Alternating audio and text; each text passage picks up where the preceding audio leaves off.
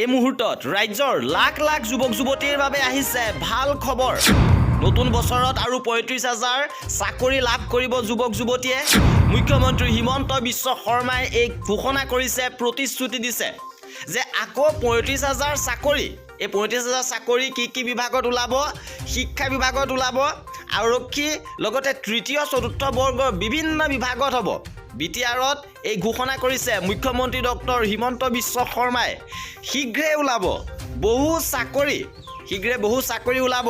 কি বিভাগত ওলাব এই চাকৰি? এই চাকৰি কেইবাটা বিভাগত ওলাব।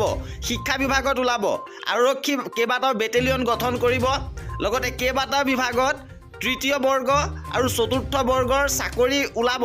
মুখ্যমন্ত্ৰী হিমন্ত বিশ্ব শৰ্মাই পুনৰ এই প্ৰতিশ্ৰুতি দিছে যে ৩৫,০০০ চাকৰি নতুন বছৰত দিব। ৰাজ্য চৰকাৰ ফালৰ পৰা নিবনুৱা যুৱক যুৱতীলৈ এই আহ্বান জনাইছে, আপোনালোকে চাকৰিৰ বাবে প্ৰস্তুতি অব্যাহত ৰাখক।